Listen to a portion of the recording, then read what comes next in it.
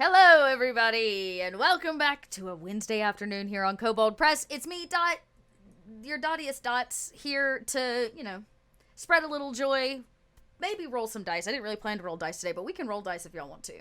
And to chat all things Kobold Press. But as much as y'all know I like talking to myself, I'm actually joined by a guest today, one that I'm very excited to welcome to the table, somebody that knows Midgard, which I'm really, really excited to talk about. We'll get there. But also has some great and awesome takes on the role of the DM. And since all of you have been shouting at the rooftops for us to talk more about how to be a better DM, how to run your tables, how to put our content into play in your games, well, boy, have I got some beans to spill for all of you, because we're going to be here doing this with our great guest, Mr. Tarrasque, for the next 4 weeks. So, Mr. Tarrasque, thank you so much for joining us. Tell everybody who you are, what's up, how you feeling?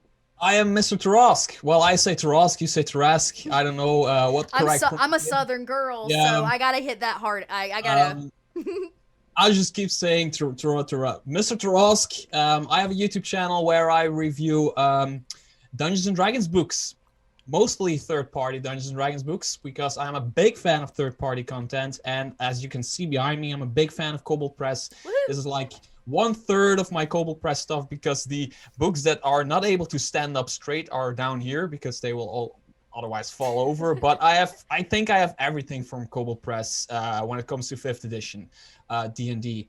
So because they're friendly enough to send me stuff to my YouTube channel. So that's what I do. That's actually what I do. I run games in the Midgard campaign setting. For 2 of my parties right now. One of my party, actually, my main party that I play, actually entered Midgard at level 14 just a few weeks ago from my homebrew campaign setting, which was an amazing experience. We had some great laughs with that, introduced some new characters. So yeah, I'm very eager to talk about it, and I'm very happy that you have me on your Twitch, and this is actually my first time on Twitch ever. Okay, let's get some hype in chat for first time on Twitch. Get hype in chat. I don't even have a Twitch account. I went to the Kobold Press Twitch channel, and I had to still create an account. So. Create an account just to be here today, everybody. Yeah. Let's get some kobolds in chat. That's really awesome. I love that. Well, thanks. I mean, it's really awesome. So I do have the YouTube there on the screen, everybody. So, if you do consume your stuff over on YouTube, go get some. It's out there, and there's a place for you to go get it. More importantly, you make a lot of so you're running 2 campaigns, you said, but you also make a lot of videos for YouTube about the world of TTRPGs in general, everything from GM tips to products that you're using, to those kind of things too. So there's a lot over there to consume. Well, I'm actually testing the waters. I started doing reviews of tabletop, 5th edition content, modules and books and everything. And then I just started doing some DM tips, because I can do reviews and everything, but if players don't. If people don't know that I actually play Dungeons and Dragons, and they cannot really still has to be some credibility there. Yeah, right? They can't trust you. I can't trust you if you're not actually playing. And the more I talked about these modules, the more people started asking me for tips and everything. How about this? How about that? And I just started making videos about that, and people actually love that kind of stuff. So I'm also creating that stuff. So yeah, I love it. I love talking about my hobby, and now it's a thing I do. I feel that it's like a passion. I tell them all the time over here. I'm like, I don't know why y'all keep showing up to just hear me talk about this stuff, but I could talk for days about this. So I'm really excited. So everybody know, just while we're kind of starting our this off, no, we are going to take questions. So the teacher in me says, hold your questions till the end, please. Raise your hand. Yeah, raise your hand. No, we'll take some questions at the end, as we always do. We'll definitely make some space for that, because I'm sure all of you have way more interesting questions than the ones that I've cooked up in advance, or the ones that organically will arise. So yeah. Get those questions together and get those questions ready. Oh, and I will be remiss if I don't spill some other beans. I have to spill other beans because we have some announcements. Really just one big announcement, which is that The Warlock Guide to Planes is officially out, y'all. The PDF to the Warlock Guides to Planes hit today. Boom sauce, link in store. Get it. I think you got it yesterday if you were a Patreon supporter. Yes, patrons got it yesterday. Public got it today. So books will ship out in April sometime. Print books ship out in April, so get your hands on it. For all you goody warlocks out there. Send me a book. This is exact book I'm looking for. Yeah, so I will I'll see if we can get our hands on for you. But yeah, so go out there and get it, Little Warlock Guide to Planes. And don't forget, keep your eyes on our social, because we've got some announcements coming about our next round of actual plays here on the channel. Gasp. And wouldn't you know it, for whatever reason, they're going to let me run a campaign. And not only any campaign, they're going to let me run Courts of the Shadow Fae. So y'all get your court intrigue together, put on your best dress, and let's cause some drama, because I am very excited to play some really, really snotty elves. I'm just really ready for it. So, y'all Those are thought the y'all best were ready. kind of elves. It's just so, they're so horrible. I'm very excited about a little court intrigue, a little, you know, a little sass action at the table. Oh, PH, you don't have a dress? Well, you guess you're just gonna have to put on your best pants, best kilt, best button down. Some people just wear shirts and no pants. You know, who am I to judge you in this time? So I'm not even wearing pants. I'm not even wearing pants right now. So all of that to be said, make sure to follow our socials so you know about the next campaigns that are being announced coming here to the channel. So we'll see you there when we decide to do that. Now, rewind. Back to where we started. Let's start talking. So you say you can talk forever about this.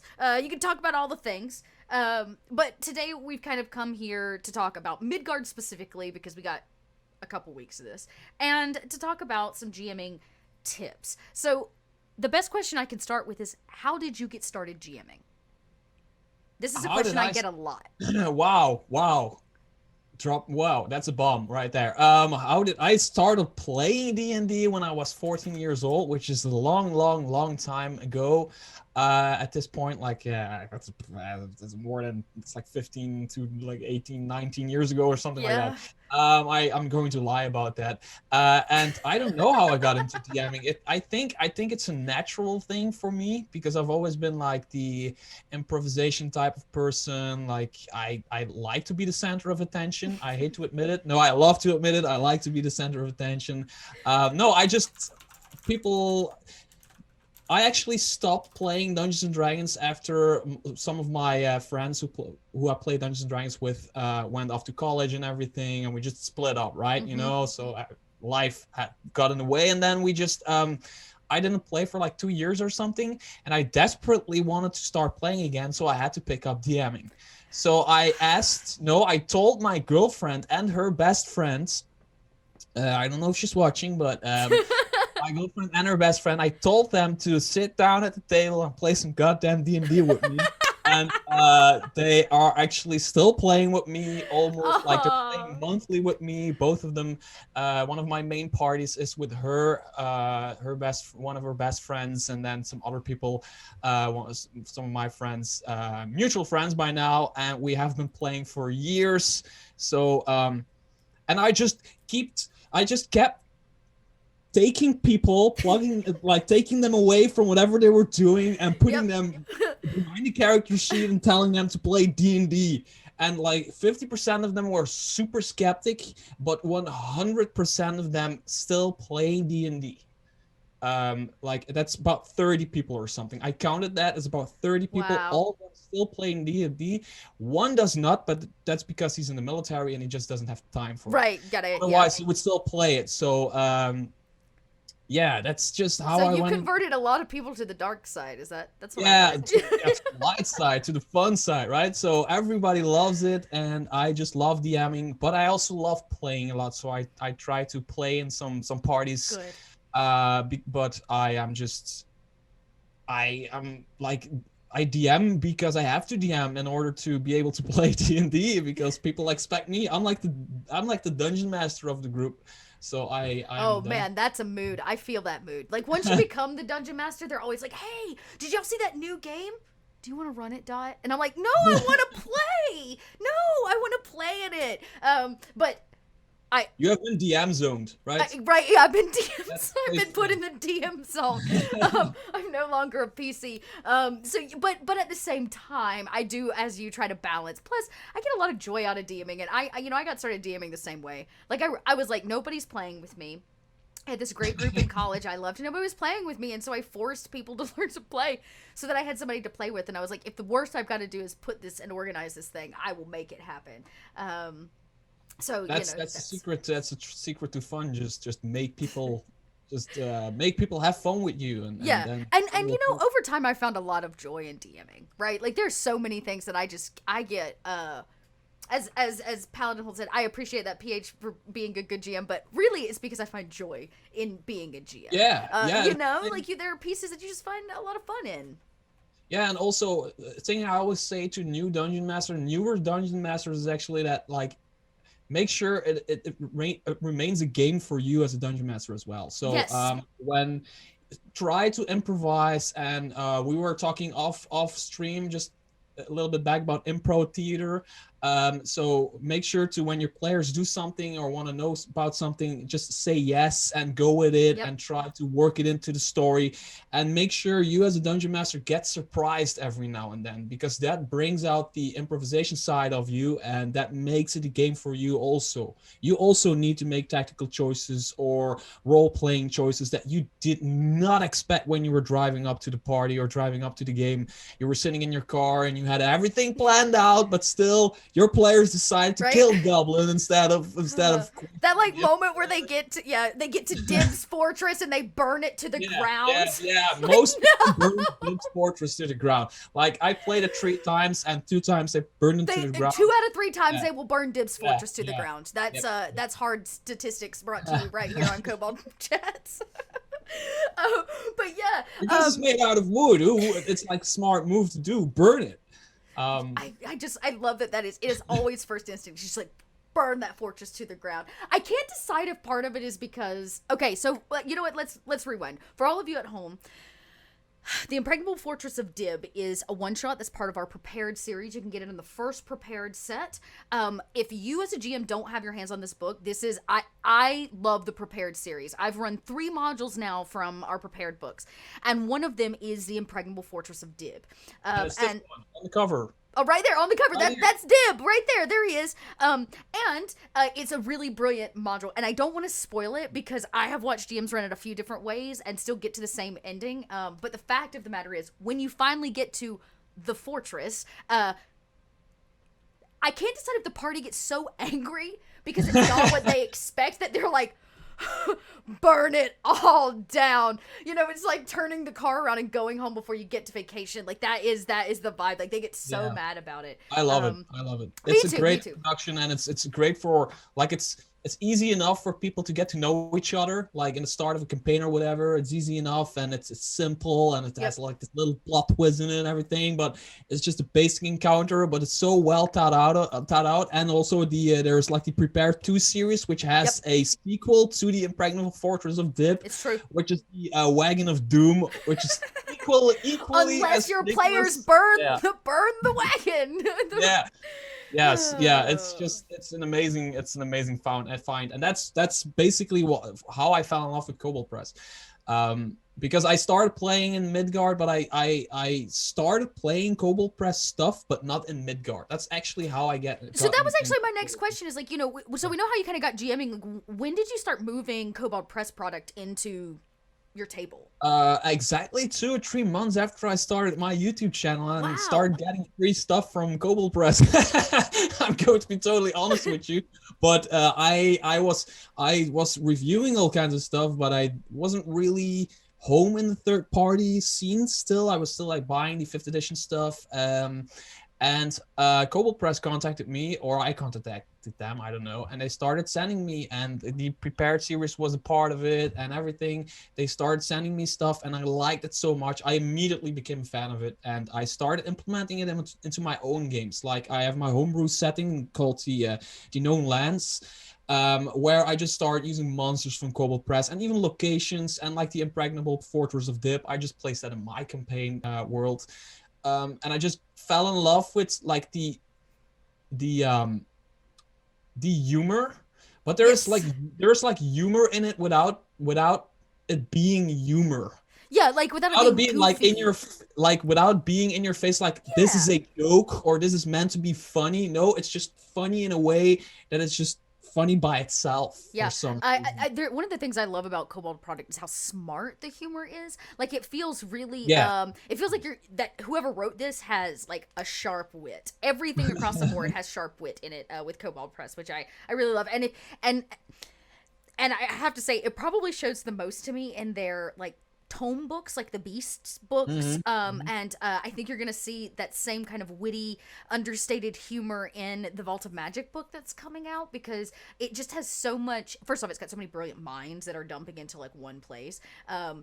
But Kobold never takes itself quite too seriously, but just seriously enough, you know. And Yeah, I totally agree with you. But so you've talked, okay, absolutely. so you started with like just implementing monsters from these into the games you were already running. Yeah, and locations and Mm-hmm. like mini adventures and I have like one of the adventures I want to say called Shadows of the Dust Queen.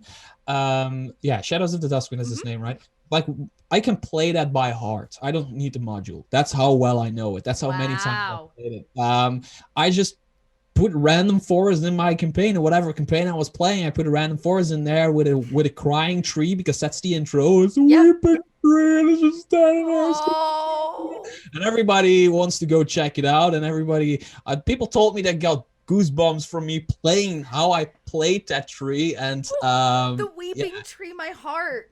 weeping tree, yeah. And I mean it's those kinds of small adventures and small things from Kobold Press that I was implementing into my games, and it was always a success.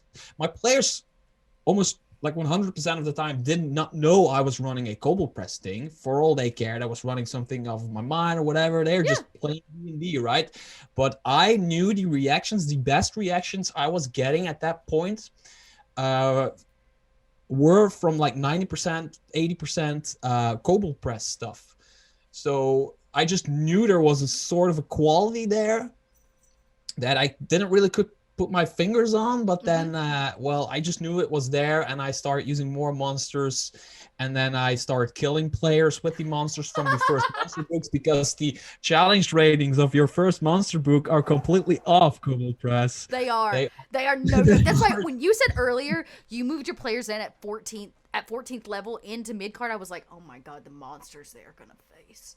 Those Yeah, but poor, no, my players, poor like players. my players right now, they're probably watching, and there's 5 of them. Like my main Kobold Press party, like the level 15 party by this point. 2 of them are like power builders, like min maxers to the max, right? And they get their fun out of doing that. Uh huh. Then I have one person who is a bit of a min maxer, so he's also very strong. And I have 2 people that are just playing for the heck of it, for the fun of it, right? And Right. they love it, and they're just tagging along and they're doing their thing. But the party is they're 5 people strong, and it is an extremely powerful party. They killed they killed like at level 10 they killed a chance rated 19 creature. They are now destroying chance rated 25 creatures, like when they're well rested, or of course, and they are well rested and Level, like they still have all their yeah, spells and yeah. stuff. Yeah. Yes, yeah. Then they can, and it's only one creature. So that's with 5th edition. It's a thing where if you put one creature in front of a party, well, it's just the party will just put everything they got on that one creature, and even 600 hit points is not a lot of hit points if everybody's well rested. So Yeah, that's that's true, and they're just yeah, chipping away at it. Yeah. yeah. Yeah, it's So yes, that's that's true. Yeah, chat's right. Well rested party will shoulder fired tactical nukes. It's true. They can. They can. I have watched I was thinking about, we did a level 20 one shot with the Southlands. We played into the oh Southlands game, and which was really fun. And but we played like this epic level one shot with all of them. It was kind of like a prologue, if you would, after the campaign ended. And whoo boy, did our GM really underestimate what we brought to the table at 20 levels of character play. So Yeah, it's fifth edition is really built to create encounters with more creatures that do not act in the same turn. So if you have maybe you have like a big dragon, give it some minions that like two groups of minions that act in three separate turns, and then make use of your legendary actions and everything. So otherwise, if there's a very powerful dragon, it only acts on this one turn, and every now and then it acts on a legendary action. Your players will just the first two turns they will put their level 9 spell slots in there and it will blow it up. Yeah, you never get to use your legendary action. Yeah, something like that. Yeah, it's just so. But my players are very strong. So, like I said, the challenge rating in the first book, the Tome of Beasts, the challenge rating it is off. But you just need to know it when you go in. They are challenge rated way too low. But they fixed that in the second book, so that's a good thing. It was their first monster book, so I mean, you gotta start somewhere. But I learned the hard way. I killed a lot of players. There's one player who still has a character somewhere who's just standing there petrified. Just that's a story, Ender. So, yeah, that's all on Kobold Press. I'm writing a big email to Kobold Press complaining. No, they know I. Your monster books made me kill a player. I love it. No, more than one. More than one player.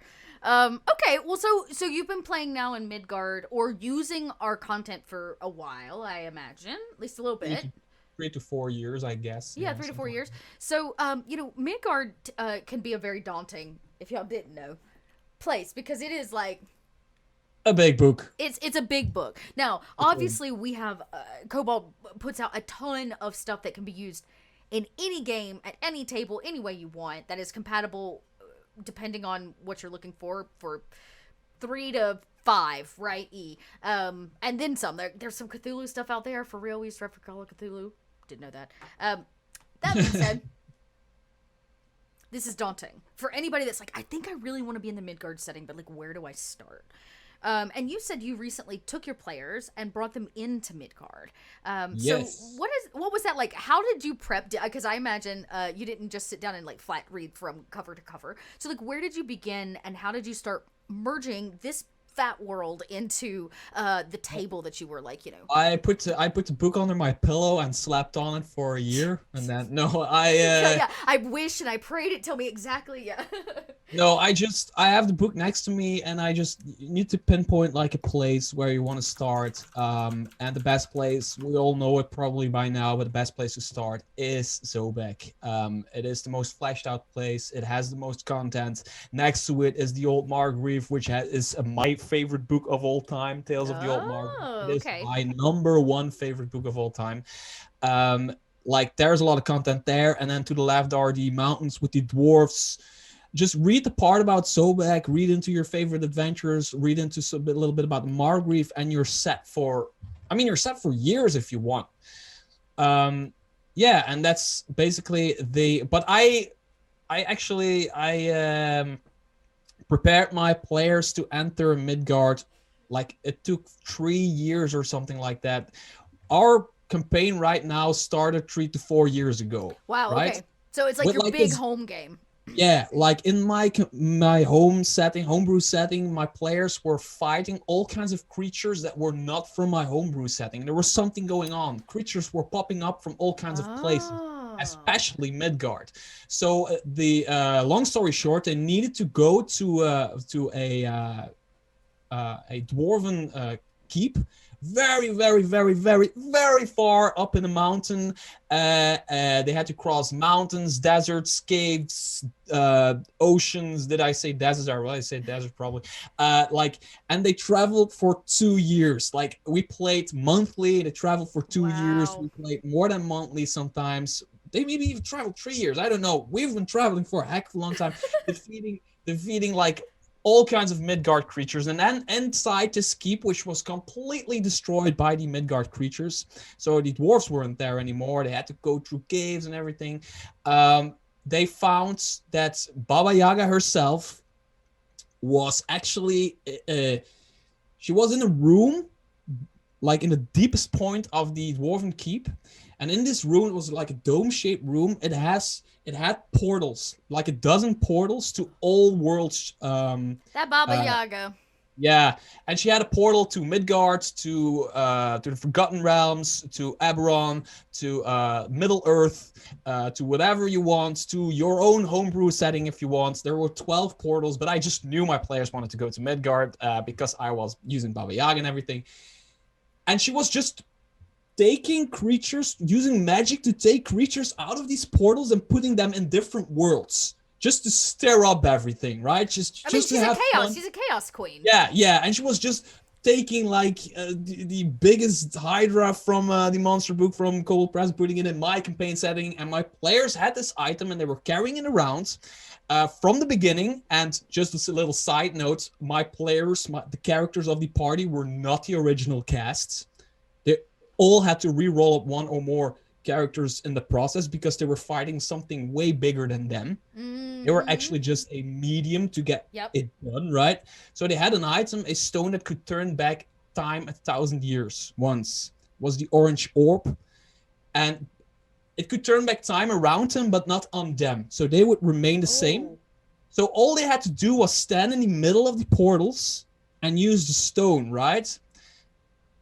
Making everything back to normal. Even the dwarves in the keep came back and they were like, "Wow, you're heroes," because they had an oracle who knew all about it, blah, blah, blah, blah. And all went back to normal. And then my players decided, hey, let's go to Midgard, find Baba Yaga, and make sure she doesn't do this in 1,000 years. That's what they're doing right now. They went to Midgard to find Baba Yaga and make sure in 1,000 years... This can't happen.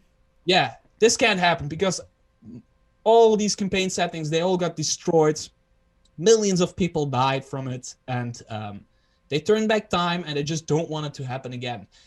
Yes, I went there. I introduced time travel in my campaign. You know what? But it's your campaign. But, so yeah. I'm going to be that person that's like, you do you.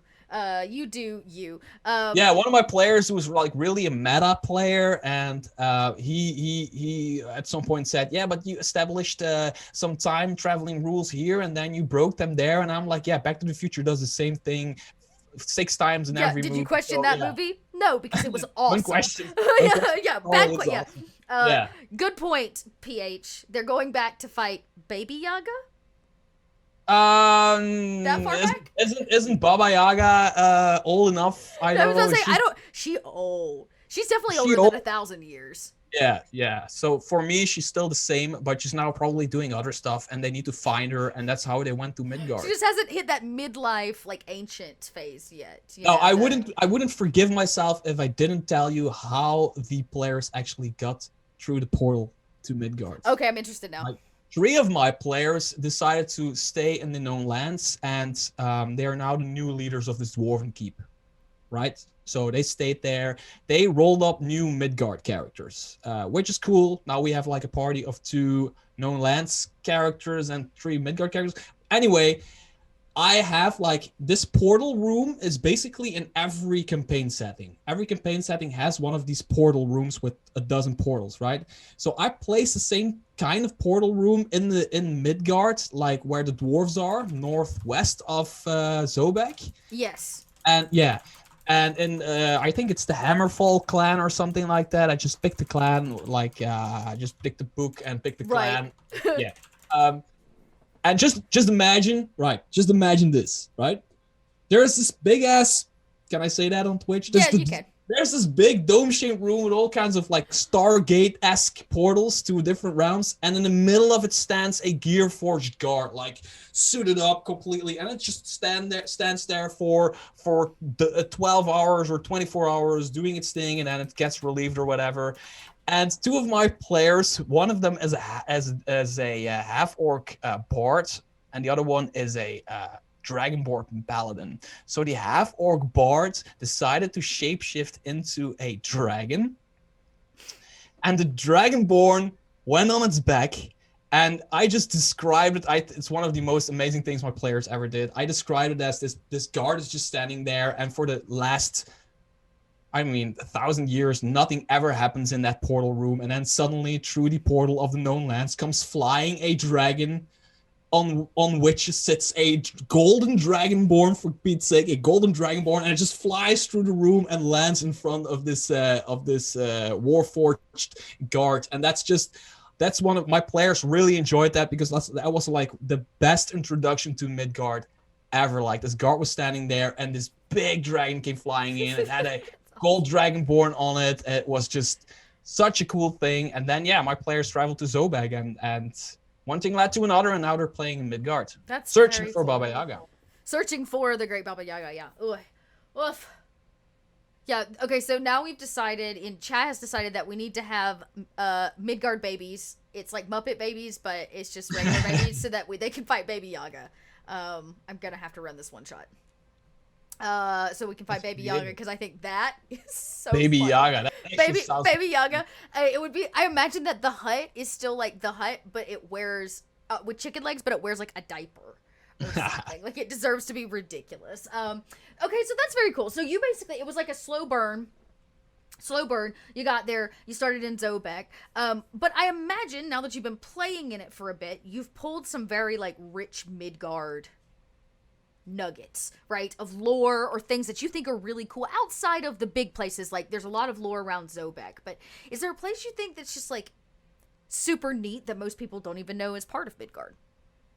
Well, we haven't really traveled far outside of Zobeck. Oh, okay. Yet. Mm-hmm. My players first went to the Old Margrave to visit the Court of the Moonlit Knight. Yes. Yeah, the Court of the Moonlit Knight out of 12 Peculiar Towers, because they spoke to an oracle in Zobeck. Oh. This is how I introduced the dwarven character. They went to the bathhouse in Zobeck because the oracle is always sitting there. She's a beautiful woman. She's naked. She's in a bath, right? She's sitting there, and I described her always being blindfolded because she has no eyes. She can see what. Oh, right. Yeah. Okay. She's sitting there, and she knows they're coming because she's a freaking oracle. And they started they go completely naked. Also, they go in this bath, right, with her because chilling. Yeah, why wouldn't you? Chilling, right? And they're talking to this oracle, and like on the other side of the bath sits like this naked dwarf with a big pint of beer, with a beard in the water, and just overhearing the conversation. And the player who plays a dwarf, he really plays a dwarf. Like, he goes full out with that. He plays like a stereotypical dwarf, Gimli-esque type character. So it was like, that's how my players knew how to find Baba Yaga, because in order for the oracle to know where Baba Yaga is, she needs a body part of Baba Yaga. Oh.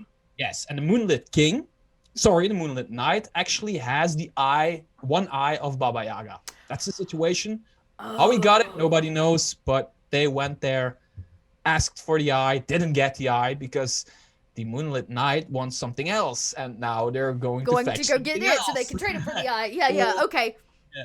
That's very cool. But that's still a cool like nugget of lore information that like he's got her eye, and I like that. That's very cool. And also like the Moonlit Knight is like really, it is a good thing to have if I ever want to go into Courts of the Shadow Fae or something like that. I mean, this lore from the Fae and this Fae type feeling mini adventure they had, it really introduces them to what the Fae are in Kobold Press in Midgard, because like the Fae and the Dark Fae and everything, Shadow Fae and everything, there's really a big presence in the lore of Midgard. So it's always cool to have that kind of stuff, have like the feeling of that kind of stuff, because the Court of the Moonlit Knight is really Fae-ish. It messes with you. There's all kinds of stuff going on. It's actually a huge part of Courts of the Shadow Fae, I believe, the Moonlit Knight, like as part of the major story. Oh, that's possible, but we're not going to spoil that for my players. Nope. That's it. That's all I can say. He's part of it. He's there. His name is on paper. Yeah, but that's a cool thing to work in there, right? And then I had them go to the other side, to the northwest, and they're now in those mountains with the Dwarven clan searching for another item. Because actually my favorite part of Midgard is a little piece of information called 10 Years Under the Mountain. I think that's one of the coolest things I've ever read about a campaign setting, and I just really want to work that in there. Oh, that's cool. Yeah.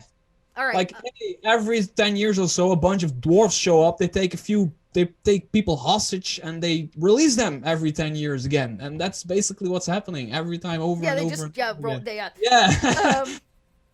So we're getting our first round of questions, which is actually perfect. We're right on the money. So question time, everybody. Oh wow, are we already talking for 40? Wow, okay. Right? Damn. Mind Yeah. blown, right? So we're gonna go ahead and start taking some questions because we like to do about 15 minutes or so worth of some questions and answers. And I see this question; it's just here. So I think it's a great one. Who is your favorite NPC in Zobeck? I absolutely love running Mizzy the Mouse King. Do you have a My favorite NPC? favorite NPC in Zobeck. I'm going to lie to you. No, I'm going to. My favorite NPC in Zobeck is not an original NPC of Zobeck, and it actually comes from another third-party publisher that I Oh, put I in mean, that's there. okay. We're doing. Go ahead, tell us that you put in. Can I take it? There's Legendary Dragons by Jetpack 7. I don't know if you Oh, ever saw it. You know, there's this big library in Zobeck City. What's it called? The library. oh, the Oh, I'm not. I don't Yeah. know it off the top of my head, but there's a giant library in the Free City of Let me, Zobeck. yeah, let me I really like. I wanted a librarian, like a cool librarian, and Okay. there is this dragon, the keeper of secrets. Here she is, 38, and I actually, and that's that's the cool thing. It's D&D, and it is you can put anything in there, Yeah, right? And I 5e man. dragon, which is a white dragon with glasses, who is the librarian in Zobeck in my version of Zobeck, and I really like it. And A dragon that wears glasses. yes, and I'm a little has a smitten. little has a little chihuahua kind of thing. That's Like, look probably at as little critter. Aw. yeah, but it's not little. I mean, Because it it's looks actually kind of little. huge. Because it's Yeah, little on yeah. their hands, right? So Yeah. these are the people, right? So yeah, and there's actually it is a keeper of secrets, so it is like a lore keeper. Oh, so Librarian. more Yeah, than just a librarian. yeah. It's like she's the boss of the library in Zobeck, and that's actually the NPC that I love the most because I kind of created her by myself. Yeah. Right? So, yeah. Those are often the best NPCs. Just take some artwork from somewhere else or whatever, or some ideas from somewhere else, or from a movie or whatever, and just give them a feature and put it in there. And We got yeah. actually a couple questions. Who did you say publishes that book? Jetpack 7. Jetpack 7. There you go, gang. Jetpack 7. That's cool. Legendary Dragons. Legendary it's actually, Dragons. if you ever played 3rd edition and know Dragonomicon, Yes. this is basically the Dragonomicon I think I have that one on my I have yeah, on my me show. too. So we actually have a question about books. You said you have a bunch of D&D books. Does that include novels? Does any one particular book come to mind? I have like a lot. What you see here is about 1/3, maybe half of what I actually have. So I have like my flappy books are down here. You cannot see them. I call them my flappy books. Those are the books that won't stand straight. And I just people keep sending me stuff. There's third-party stuff right here. Like this old third-party stuff. There's Kobold Press here. This stuff here. This looks like all official 5th edition stuff, but it is actually isn't because this is also not official. It just has the same kind of cover, so I put it there. There's more third-party stuff down here. This Maze of the Blue Medusa. I mean, yeah. So okay, so I'll help you narrow it down. What's your favorite Kobold Press book? You mentioned Tales of Old Margrave. That's my favorite book. Book. Period. Yes. Well, there I you love go. the magical. I love the system in there. That is, I like simple stuff, simple to run stuff, but deep, like easy to learn, hard to master kind of stuff. And the old Margrave, the system where your players can have the favor of the forest or like this favor of the forest. I really like it, and I really like role playing that. Like people grabbing a branch and everybody grabs it, and one person tries to grab it, but it's suddenly it's like 1 inch higher for that person, or one person keeps trailing behind when walking through this forest, and they don't know why he's slower, but he's just slower. But that's because they've been peeing against a tree or something like that, and the forest is mad at them. I really like Tales of the Old Margrave, and the adventure in there with the big moth creature. Yes. Heart of Durande. The Heart of Yes, Durande. Heart of Durande. Yeah, I absolutely love that That's creature. cool. You know, Kobold does. That's actually something. I, as a GM, one of the things I love are adding my own like spices to the game that add almost like a new aspect to gameplay, such as like the forest itself. You can have favor or not favor, right?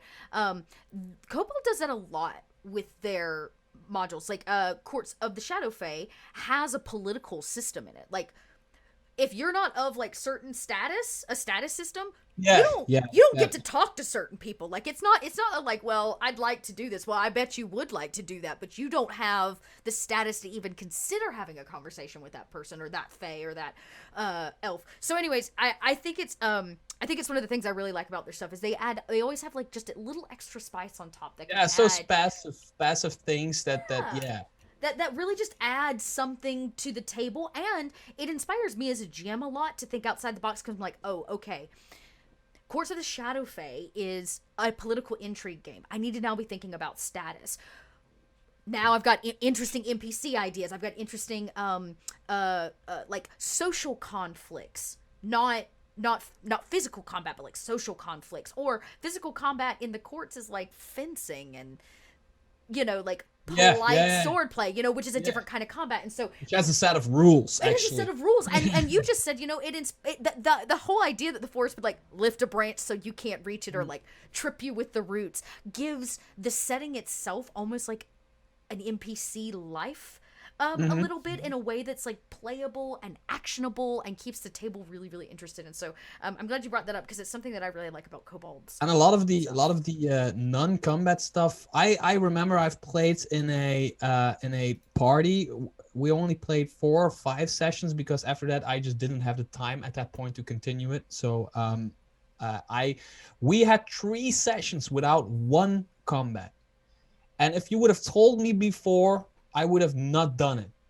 But we laughed our freaking ass off and we both played the heck out of that. And it is I still remember it as some of the best times I had in Dungeons and Dragons ever. Just 3 sessions without a single bit of combat. And it gives everything a reason. If then it turns into combat, it'll build up to that one moment of combat, which is awesome. And I was playing a fighter for Pete's sake. I mean, I was built for combat. Still, I was having fun. So I was playing a samurai at that point. So another one came up. I realized I wasn't actually putting the questions on the screen for y'all. I was going to do that. I'm going to do it now. So this question is a good one. So they were talking about how, you know, you can't have all the books. It's not everybody can afford all the books, but no, sure, is totally there one or 2 Kobold Press books that you would consider the core essentials? Like, the core essential Kobold options? Depends on what you are after. I would say the Midgard World Book isn't even a core essential. I agree. A lot of people are, especially Europeans, are looking for it, and it's hard to get in Europe with like the shipping costs and everything. But I'm always like, there's a lot of stuff that doesn't particularly say where in Midgard it happens, like some of the mini adventures and everything. So you can use that in your own game without even specifying where it is. So for me, essentials depends on what you're after. If you're looking for a complete campaign, levels, I don't know, 1 to 11 or something like that, look into Courts of the Shadow Fae or Empire of the Ghouls or something like that. If you're looking for a bunch of adventures, there is the Shadows of the Dust Queen, which is one of my absolute favorite. If you want to get a vibe of what Midgard and Kobold Press does, then Shadows of the Dust Queen for me is the module to get that vibe. Without spending a lot of money on a hardcover book like Tales of the Old Margrave. If you want to start in Midgard or feel the setting, getting like your hands on the prepared series or you stuff like Beast, that. But I think the Tome of Beast books are like essential. Like the if you have the monster manual, which you probably have, and you're looking for a new bestiary, there's only like the Kobold Press bestiaries are just top notch. The first one, the challenge ratings are a bit off. Just keep that in mind. In case you but don't want to kill your players. yeah, but other than that, the second one, the Creature Codex, is really, really, really good. And now they even have a third one, which I haven't used enough to actually say what I think about it. So, but like having those, especially since they come in like these small things. Yes, Right? yes, the little Which also- pocket-sized books. I love the pocket-sized books. This is awesome. These are the ones to get. Especially because something Kobold Press really does really well, and it's one of those secret things they probably do, design choices. But very often do I read an encounter that has one creature from this book and one creature from this book, which is really cool because then I don't have to skip through the book during the encounter. Like You just mark one and otherwise mark one. Yeah, I have to mark them and skip, and I'm making a lot of mistakes. And these I can just put next to each other. Have those like the 12 Peculiar Towers one, the Moonlit Night thing. It has that. It has a Shadow Fae of this book and then a Shadow Fae of this book next to each other in one encounter, which is a design choice that I just really love. First of all, it gets more people to buy the books, but also it's just very handy if you have both books to use it that way. I absolutely love it. These are must have. Also, Void Dragons. Yes, Void Dragons are a personal favorite. Yes, Here, very. I'll go ahead. I think that's a link to Tome 2, y'all, but I'll go ahead and link you to the store as well. That way you have that. So another great question. I like this one. Any favorite Warlock lairs? I know you're a fan of the Warlock Patreon books from Kobold Press. Is that for me or for Mr. Tarrasque? That's great. Great question. Are you a fan of Warlock lairs? Me? Yeah. Like Warlock Lairs. Is that like a separate thing Book? or? Yeah. So I'm a fan of the Warlock books, if that's what y'all are asking. Maybe that's Warlock booklets here. Yeah. Oh, a lot of the Warlock books. Yeah. Yeah. Okay. I guess they're asking, do you have a favorite one? Like of the two books, like I don't have the separate ones, like the two times a dozen ones. I don't have them. I have a few of them. They sent me a few of them, but I like those for their randomness. Like you open them and there's just completely random stuff to put in your campaign. It doesn't have a theme, and I love it. It's not like it's about a magical forest or it's about ghouls or it's about undead, it's about dragons. No, this is all kinds of random stuff to put in your game. Yep. And there's one spell in there, I think it's in the first one, which is called Candle's Insight. And it's a spell from Kobold Press. It's also in Deep Magic, and it's just a very simple spell, but I think it is flavorly so well made, and probably no one has ever used it because it just needs to come up on the perfect point. Basically, you can light a candle and have somebody speak the truth. No, you know if somebody is speaking the truth by the movement of the flame. Like interesting. You have to like read the way the fire flickers? Yeah, if the flame is really tight, then he's speaking the truth. If it starts flickering, then he's bending the truth. And if it goes out, this is the interesting part. If it goes out, he's telling a straight up lie, but the spell also ends. So it's such a simple, stupid little spell. I don't know who designed it. That is so cool. What a cool... It's been on my character sheet for like ages, and I never used it. I really want to use it. That's very... Yeah, it's like... that would be a great spell for, like, a seer type, right? Because often the seer is like, oh, I see premonitions, but, like, what if they read things like tea leaves and candle flame flickers and, like, that's a really, really cool I'm actually spell. playing an 84-year-old wizard that only has divination spells and that kind of spell. So he's really, really stupid in combat, but he has like detect magic and everything. But he also has like this Candle's Insight kind of thing, and he has like a solution for everything outside of combat. He always has a solution ready with his spell book, and that kind of characters are really cool. Like to have that kind of spells because he's always forgetting stuff and everything, but when push comes to shove, he just knows what's going on, and he just like it's like it is.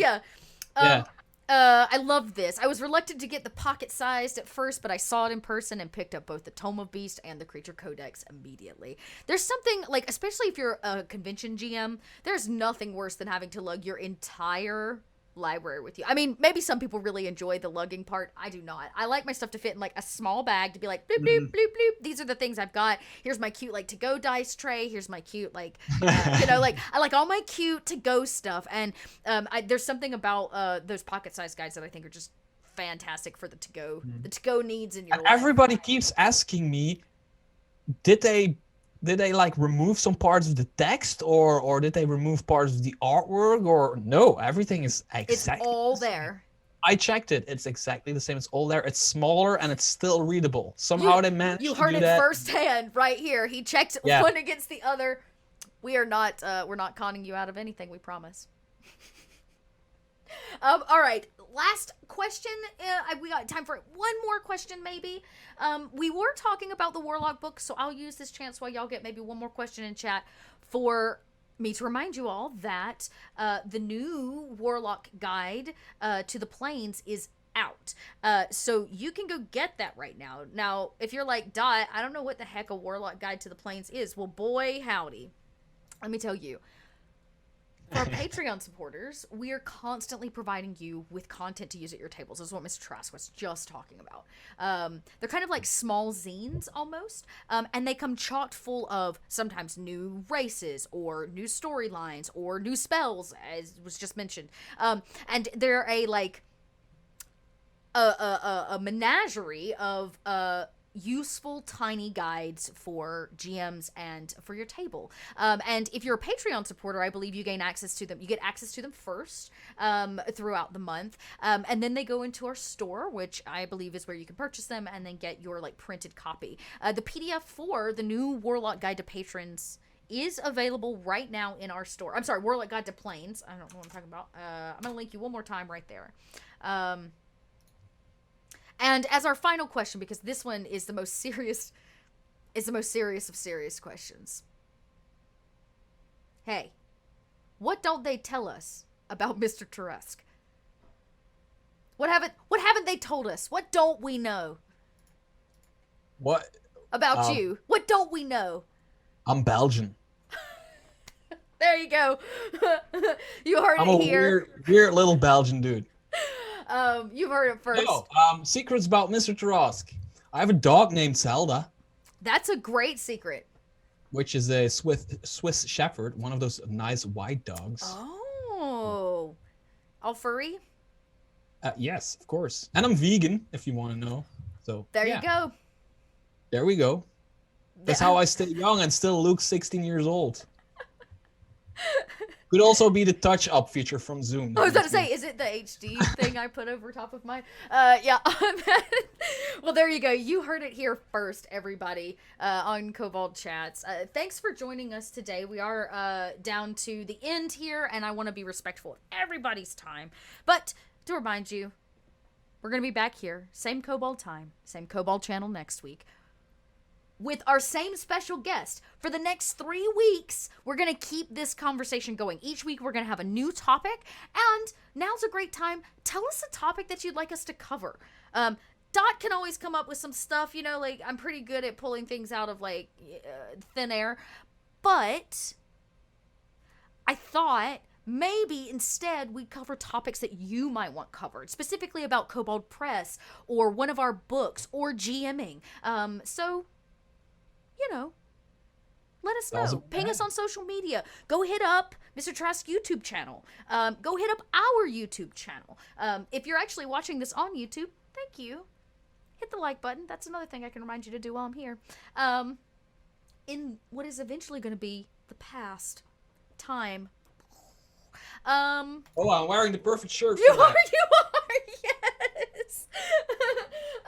And there we go. Let's see, the Feywild incorporating Fey from world mythology. Hey, that's very interesting. That's kind of a topic we had talked about, was actually, well, maybe we'll add that to our talk about, like, current events and putting current things in your games. I love this idea of incorporating other world mythologies into your games. Well, that was a conversation we already kind of had as a possible bullet point, so look at y'all. Where we're going, we don't need Fey roads. I love it. I love it. And we'll end here on that note. Thank you all so, so much. Mr. Tarrasque, tell everybody one more time where they can find you online.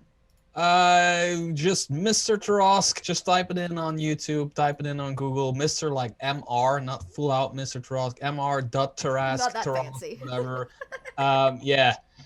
Just put it in Google or whatever. I'm probably the only person going up by that name.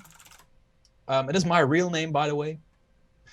You can find me and support me by clicking on that subscribe button. Really helps me out. Really helps a small YouTuber like myself out more than you know. So there you go. Go help a small YouTuber out. Go help a fellow Kobold. Be kind to everyone, everybody. And we will be back here, like I said, same Kobold time, same Kobold channel. We'll see y'all next week. Bye.